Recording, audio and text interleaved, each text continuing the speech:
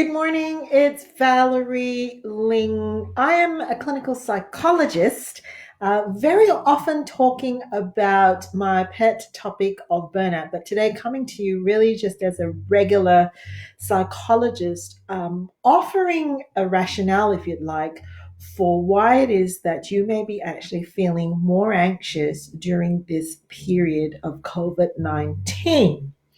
So, the first thing for me to say is that anxiety has an adaptive mechanism, right? So, it is an emotion when it is not a disorder, as an emotional reaction. Anxiety provides us with the ability to take the temperature for how things are going and provides a signal that something may not be right in our world. There can be some internal cues that provide us that message. Our heart rate increases, we feel a little jittery. Sometimes our vision is impaired, we might feel a little dizzy, sort of at the extreme ends of anxiety. And that's because somehow your mind has appraised a situation where you are feeling that you are under threat, right?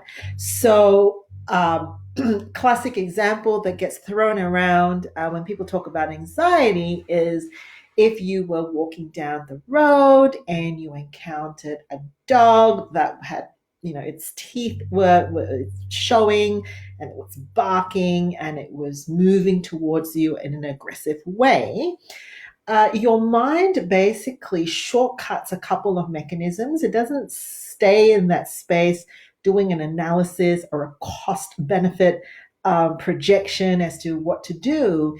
It basically kickstarts an alarm system that pumps a bunch of chemistry into you, gets your oxygen levels going, and prepares you to either fight what's in front of you, run away from what's in front of you, and sometimes actually to freeze as a mechanism to survive. The thinking being that if you are under threat, those three responses may protect you. If you run away from the threat, if you fight the threat, or if you freeze, sometimes that may also mean that the animal in front of you may perceive that you are not alive and leave you alone. So, anxiety at the threat level provides us with some protective mechanisms because it helps us not to waste time, but to give us an adaptive response to a real threat. Now, anxiety at lower levels of the spectrum, where we have the ability to appraise a situation and say, well, that's really not an animal charging at me. I'm not really in a life or death threatening situation. What it is that perhaps I'm afraid I'm not going to get something in on time, or I'm worried about a particular outcome, provides us with a bit of a spike in our emotional baseline to say, you need to think about this. There's something coming up that's bothering you. And it's meant to basically activate a problem solving mechanism, a kind of a fight response, I suppose, at a lower level, which is to say that here's the problem that I'm facing. What I actually need to get myself out of here. And when we problem solve that, then our emotional state comes down to a resting state. And that's when anxiety has been a friend, a baseline friend. Now, at the spectrum of when things become an anxiety disorder is usually when those levels of anxiety or the alarm bells that are going on in your brain cannot be switched off regardless of what is in front of you. It starts to impact your sleep. You start to feel excessive worry. Some people experience headaches and symptoms of panic, like as if they can't breathe or they're experiencing a heart attack. And the waves of anxiety just don't seem to subside. And when we get to that level and it's significantly impacting our well being and our ability to function, there's probably something more than a transient emotion of anxiety. All right. So, in general, the way that we face anxiety is to basically look at the reality of what we are anticipating is going to happen to us. Because a lot of the time, psychological anxiety isn't linked to an actual visible, tangible threat that is right in front of us. It's often linked to either an unresolvable immediate situation that is out of our control, and therefore none of those mechanisms are really going to help us because they will freeze us in a perpetual state of threat. Right. So, an example being classically what's happening now in COVID-19. There are some things that we can do to stay safe, but by and large, we can't predict when the government is going to lift the bans. We can't actually predict the course of the disease in terms of how long it's going to take, right? So, when our anxiety, therefore, hasn't got the ability to exercise a degree of control, it remains frozen in that state. So when anxiety doesn't have a way to come to an immediate solution so that we can come down to baseline, then anxiety will just perpetuate. So one of the reasons why this probably is becoming more and more of an issue is linked to what we actually need to bring our anxiety down to baselines. Number one, quite a lot of time, it's a helpful thing to discharge anxiety and the levels of chemistry that is in our body through exercise, through moving, through getting our body out of a frozen state, right? Us sitting in front of computers, us being at home, cooped up, just perpetuates to our body a sense that we are trapped. We are frozen in a state of helplessness. And so, without being active, that's one of the ways that we could discharge the stress and the anxiety. If we're not doing that, that doesn't help. The other thing is the overexposure to statistics and data that increases our mind's appraisal that we must be under threat if we are getting constant messages of danger and disease, right? So it's an overemphasis on the likelihood that risk is still around us. So if we are washing our hands and doing the things that are going to keep us safe and physical distancing, that's our experience of keeping safe. However, if we are constantly bombarded by a cyber reality, that is not enough, right? Because we are feeding our mind with information that just exaggerates the threat. Then remember how I was saying that anxiety is a survival mechanism that bypasses largely cognitive processing.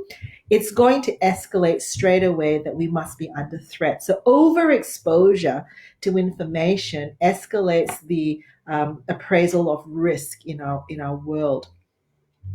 The other reason why anxiety is on the rise is because there's a kind of it impacts our sense of normal, of what what is the world going to look like. It also comes with additional stress if we are actually losing our jobs, if we are in fact having a less livelihood, if we feel like we're not coping because we're doing children at home, if we feel like we're not equipped to actually do the things that have been placed upon us. So the thing is, when we have heightened levels of distress, so when we are not able to bring our anxiety to baselines, we're also unable to engage in not only self-soothing, but also problem solving, right? That other important part of actually why anxiety exists. It exists to give us some information that says that, okay, we need to problem solve our way out of that. Problem solving requires being able to dig into a level of resilience, resourcefulness, and creativity to figure out what we need to do to actually go that next step if we don't have work, if we're needing X amount of dollars to make payments, help-seeking behavior, if we need to overcome our sense of inferiority or not wanting to bother people, that emotional resilience to go that next step, then to problem solve, to overcome our fear of seeking help. um, Being in physical distancing and being isolated also adds to that, because what then happens is we don't get feedback from others that people will help us. We're not sharing, we're not talking about what we're experiencing to the point where others can come into the picture and say, I'm going through the same thing as well. Or how about we take our minds off this together? Or how about we, have a cup of coffee together and just have a change of scenery? And so there's a couple of these things, therefore, that would help to ease anxiety. The mechanism of over escalation of risk and sense of threat continues because we are bombarded by information that's coming at us. Our ability to bring that to baseline has also been reduced through the normal mechanisms that we might have to manage our anxiety. And so, what then happens is we get stuck in this anxiety cycle of just the waves of anxiety circulating and going around and around and around without our ability. So, what to do about it? The first thing really to do about it is to de escalate the sense that risk and imminent danger is around you. You know the scripts for what keeps you safe: the hand washing, the physical distancing, reducing what we are doing in our everyday lives to contain it. And if we actually look at the statistics at the moment, particularly in Australia and New South Wales, we can see that the things that we are doing as a community is actually helping. So reduce exposure to information, make it just maybe once a day for just what you need to know. Tell yourself that what you're doing is the best that you can do if you are doing those things. And then engage in the things that help to bring those alarm bells down to baseline: the exercise, the reaching out for support, doing other things, getting a sense that your world and your life is normal, getting out of the house as well to get a different sense of perspective that you don't feel like you're in prison. These are things that will help as well. Now, if you're finding, however, that is not enough to unlock your natural resources, particularly what is needed to actually tap into here, the catastrophic thinking, the mindset issues that are perpetuating the sense of risk, it's time to get help. Don't sit in distress. Anxiety is really, really treatable, particularly when it's actually linked to a situation that we're all going through. Seeking professional help is a great way to take steps forward now to get that under control. All right, take care.